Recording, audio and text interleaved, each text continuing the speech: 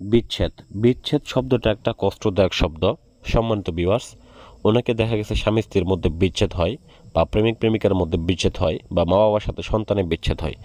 তো আসলে মূলত এই বিচ্ছেদগুলা ঘটায় কে? তো কোনো না কোনো তান্ত্রিকের মাধ্যমে হয়, বা নিজেদের মধ্যে মনোমালিন্যের মাধ্যমে হয়ে থাকে।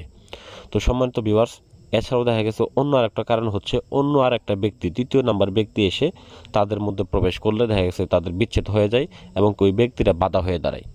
তো এমন একটা বিদ্যা নিয়ে আসলাম, যে বিদ্যার মাধ্যমে ওই তৃতীয় ব্যক্তিটাকে আপনারা খেদাইতে পারবেন, বা ভাগায় দিতে পারবেন, বা সেইখান থেকে তাড়িয়ে দিতে পারবেন।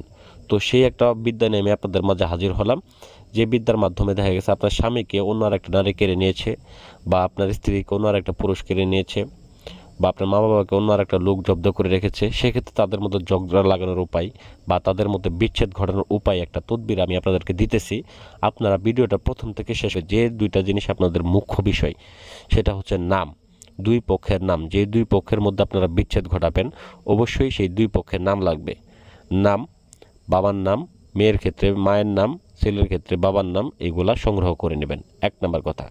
দ্বিতীয় নাম্বার বিষয় হচ্ছে ভিউয়ার্স, এই যে নকশাটা দেখতেছেন স্ক্রিনের ভিতরে, এই নকশাটাকে সংগ্রহ করতে হবে।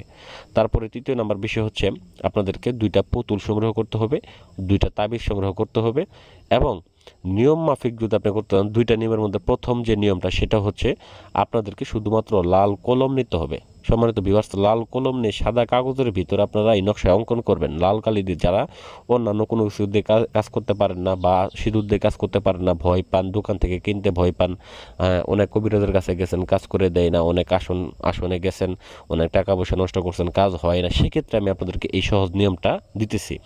তো সেক্ষেত্রে লাল কলম দিয়ে আপনারা সাদা কাগজের ভিতরে অঙ্কন করবেন, শত্রুদের নাম লিখবেন, অর্থাৎ যাদের মধ্যে আপনারা বিচ্ছেদ ঘটাবেন তাদের উভয় পক্ষের নাম লিখবেন, যাতে তারা একজন অপরজনকে না দেখতে পারে, একজনকে আরেকজন যাতে স্বেচ্ছায় ছেড়ে দেয় এবং দূরে চলে যায়।